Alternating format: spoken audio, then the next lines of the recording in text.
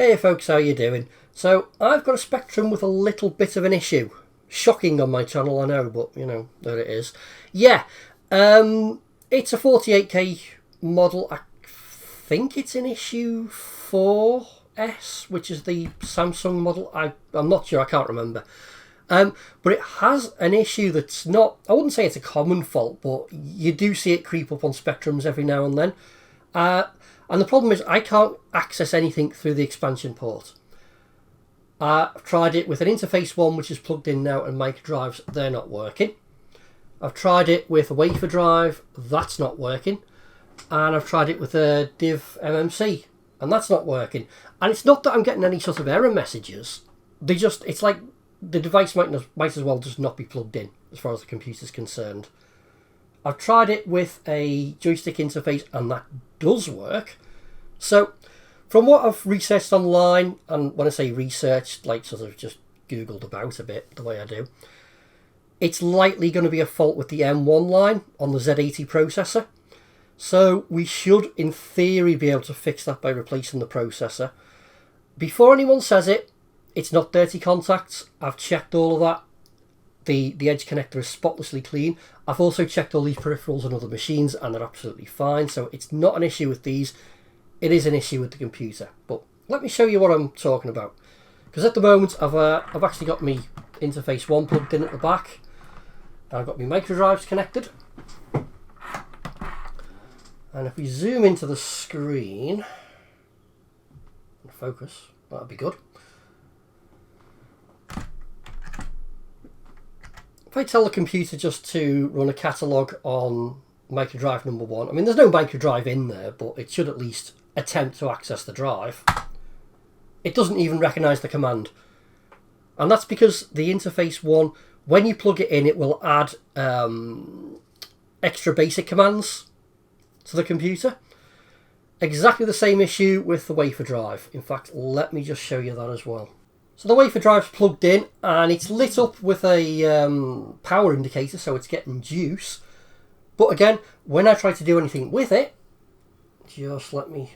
So there's a command to actually initiate the wafer drive when it's plugged in, and that's just new and asterisk. And yeah, we've got the same problem that we had with the interface one. It's not recognising the command, but it should do. And same story with the divMMC. It lights up at the back, but if I click the button,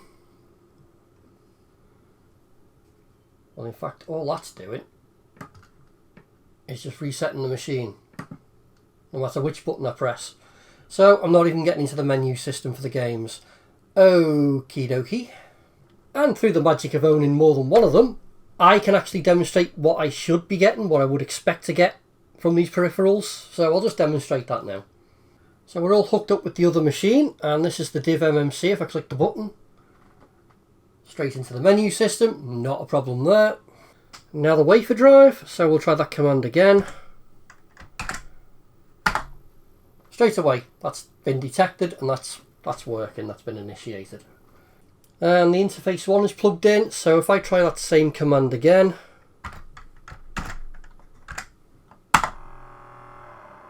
yeah, I mean there's no micro drive in it to load, but you can see it did access them and it is working, so yeah, everything works as it should. So the fault is with the machine, it's not with the peripherals. So it's out with the old Z80 and in with the new one. So let's get this thing opened up.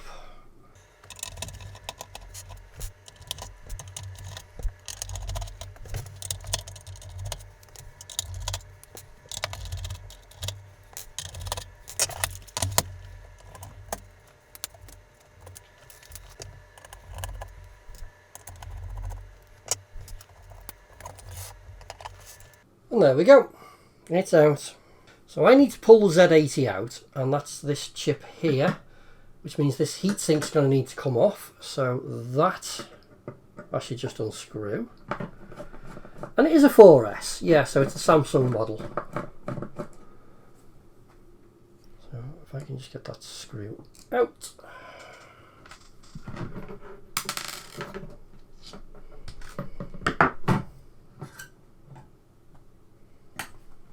There we are, that's it's a bit more accessible now. Right, let me get the desoldering pump out. So let's get this chip out. I think flux is going to be my friend here, because desoldering 40-pin chips is not fun. But hey, God forbid they put it in a socket. Although I will say this about the Samsung made models, they do seem to be a much higher quality than the Sinclair made models. The only thing I've had to do with this, and it was debatable whether I really needed to or not, was a recapping. That's the only thing I've done with this machine. Everything else is original. I've not had to touch anything. I've not had any other issues. Even the keyboard membrane is original. So, very common fault with Spectrums is the keyboard membranes tend to just disintegrate over time and you've got to replace them. I find with the Samsung models, you don't have that issue at all. They last. It's as good now as when it came out the factory.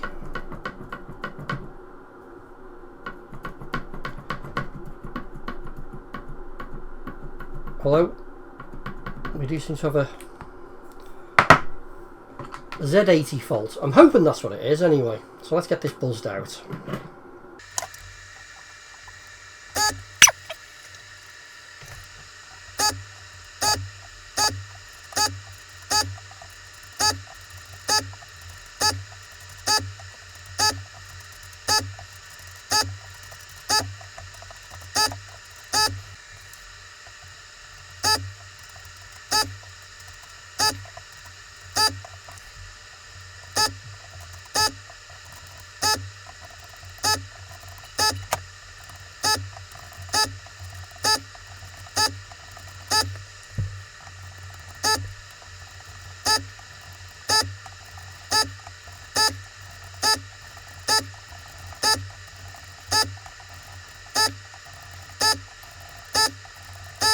So I've gone over it with the desoldering pump, and I just need to use a little bit of hot air just to soften up the little bit of solder that's still there.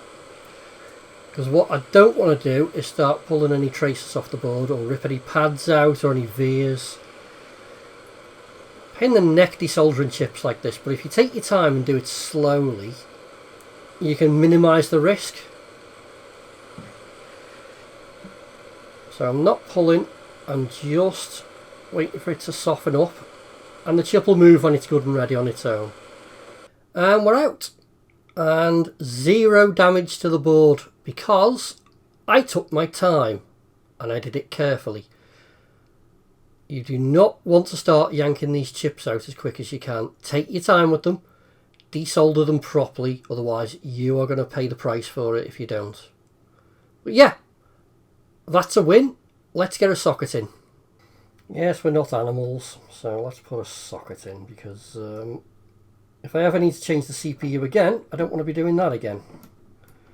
Hopefully I won't need to, but you never know.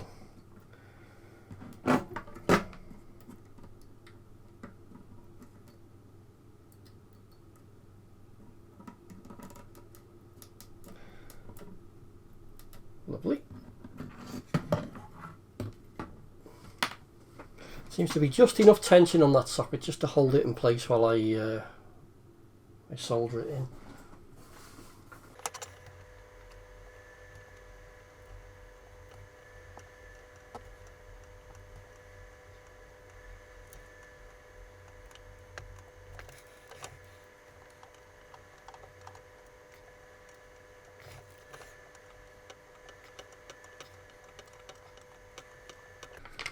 And a nice brand spanking new Z80 CPU. Because they are still manufactured, they are readily available, and they are cheap. This particular one I got from RS Components. I tend to get most of my stuff from there. So yeah, let's get that in and hopefully it'll work. I think it's a lower power CMOS version. I think that's what they make these days, but it shouldn't matter. It should all be pin compatible. I mean, if it's not, I'm sure we'll find out with a plume of smoke or something, but nah, it'll be fine. So let me ground myself, and let's get this in. So it is a genuine Zilog one as well. It's not one of the clones.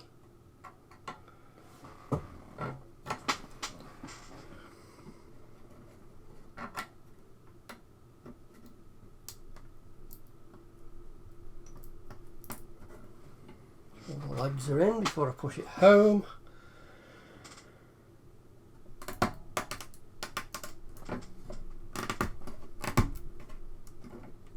And we're in. Okay. One more thing to do and that's test it, I suppose. Right, somewhat crudely hooked things back up, but good enough for testing. So let's put power to it and see what it does, if indeed it does anything.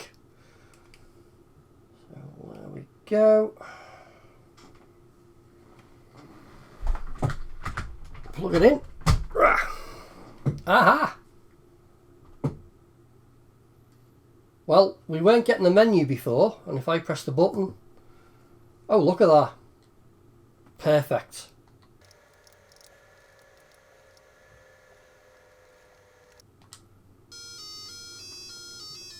Okay, so that's all working as it should. So it literally was the processor, and it'll be that M1 fault, and who knows, it could have had that fault since it was new. Who knows? I'm going to assume that... Oh, God, shut up. I'm going to assume that all the other peripherals are going to work now as well. I'll test them off camera, and if there's an issue I'll let you know, but I'm sure it'll be fine. But yeah, that was a simple fix, and it's a cheap fix as well. I mean, the processor wasn't particularly expensive. Excellent. One last thing actually, so while I've got it in bits and while all my soldering equipment is out, I think I'm going to do away with the heatsink, which I've already removed, and this 7805 regulator as well. I don't like them, they generate an awful lot of heat. It's not so bad in the Plus case, but certainly in the rubber keyed Spectrum. It generates an awful lot of heat, it can do a lot of damage. I think many a Spectrum has died through overheating, so I'm going to replace that with a much more energy efficient and cooler running switching regulator. And hopefully it'll just prolong the life of the machine a little bit. So let's get that buzzed out and this buzzed in, and then we can put it back together and call it a day. And there we go, that's installed, so that'll help it run a lot cooler, or it should do.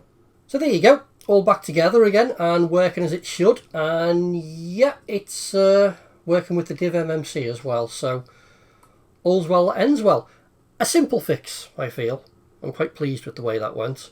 Yeah, if I can, and if it's not cheeky, I would like to offer one little bit of advice though. When you are desoldering 40-pin chips like this,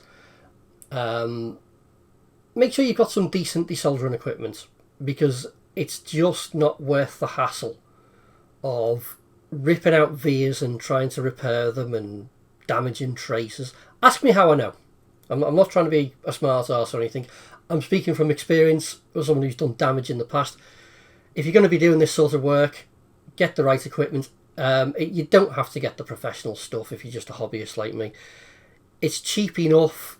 Buy some reasonably decent desoldering equipment and just take your time with it.